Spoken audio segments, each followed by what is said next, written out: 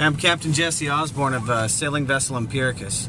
My crew and I will be sailing through the Northwest Passage this year, and we're testing out STORMR gear to see if it's the right crew for us to go through those icy waters. Trying to make as realistic scenarios as possible. I've been up since yesterday at about 3 o'clock. It's 11 o'clock today. I caught a couple hours sleep on the airplane in the seated position. So this is very realistic for sleep deprivation and things like that you encounter when you're sailing in extreme conditions. So we're going to go down to the harbor, which is a nice, safe, controlled environment where we'll encounter exact same water temperatures as we would out at sea. And it's nighttime, but there's no time like the present. So if I was working, the common way to lose footing would be reaching for something, the boat moves, it's not there, and I go.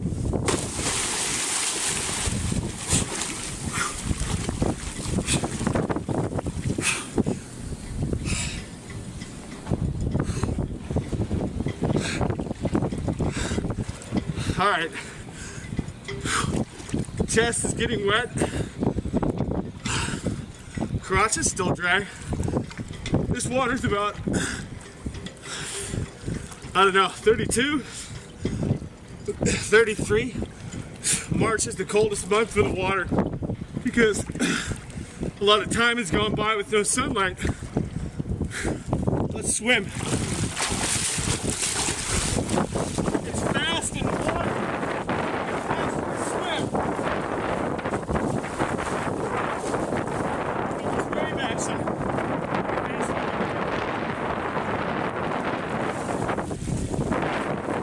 So now we're just going to spend some time. You know, if you went overboard and the boat had to sail back to you, your job is to stay calm, assess the situation, stay visible, don't panic.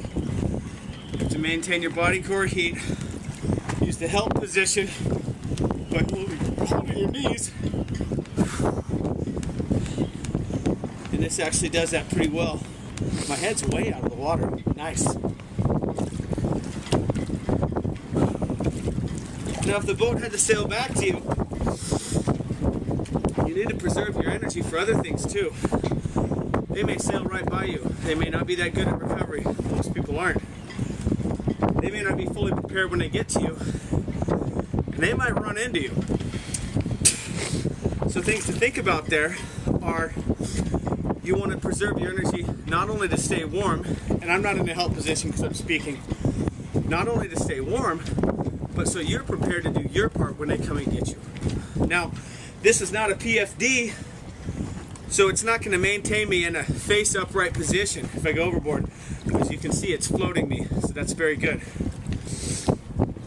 Once the boat comes back, you may have to swim to the side, you may have to dodge the boat's bow, you may have to haul yourself out of the water.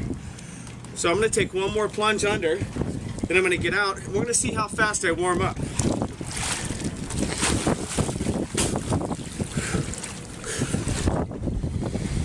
As you can see, when I was floating there, my jacket was full of water completely. So staying in the water for a protracted period of time, just like an immersion suit, with this stuff, my control is it would be very key that even though you can't swim in this gear, that if it's not a swimmable sand, that you hold tight. And once that water inside your jacket, and the bib seems to stay tight, but once that water inside the jacket heats up, it's your friend. Now that's your inspiration. Let's take a walk and warm up. Nothing real heavy duty. Water out. But what I don't want to do is I don't want to jump up and down and heat myself up. We all know that works. We're going to be calm. Walk normally. We're going to see if I warm up or if I chill out. In most cases right now, I've jumped in this harbor before without this kind of stuff. I'd be in the truck going, so far it's pretty good. Now at this point, I don't know what the ambient temperature is. It's not extremely cold. I'd say it's just right at freezing, maybe a little bit below as night rolls on. But I've just been walking. I'm talking normal. I've got good manual dexterity. And this is my, I have to say this, my temperature sensor is that short finger that got smashed off when I was a kid. That's the first thing to get cold, and it turns white. And right now it's the same color as the rest of my fingers. So I'm pretty well sold on the insulation value of this. Obviously, if that was a real scenario and I was rescued from the water, I probably wouldn't be hanging out on deck in these kind of temperatures. I'd be down below getting dried up by now, hopefully. But what that showed me is that I could stay in the water for quite some time, even in extreme climate, and at the very least have an outstanding increase in survival potential as opposed to wearing traditional gear. Traditional gear, traditional rain gear, is excellent for breaking the wind. It's very durable, it's very tough, you can clean it easily, it wears well, and it's available all over the place. But what it doesn't do is keep you warm once you get wet inside. It will while you're working, because it's kind of like a steam suit at that point. But if you get wet all the way through in Grundens or Helly Hansen or anything like that, you better be getting some dry clothes on, or you better be working, and I mean working to burn BTUs. And once you stop, you're gonna get cold. And my fingers are a little bit chilly. Other than that, I feel pretty good. I'm not even shivering.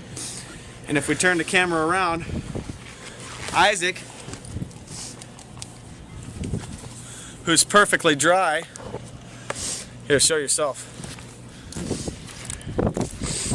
is actually shivering pretty good. And he's wearing a Pacifico jacket. Yeah, your hands are shaking a little bit. It's time to get you in the truck. And I'm the one that's been in the water. That ain't about me, that's about the gear, so impressive. All right, let's go.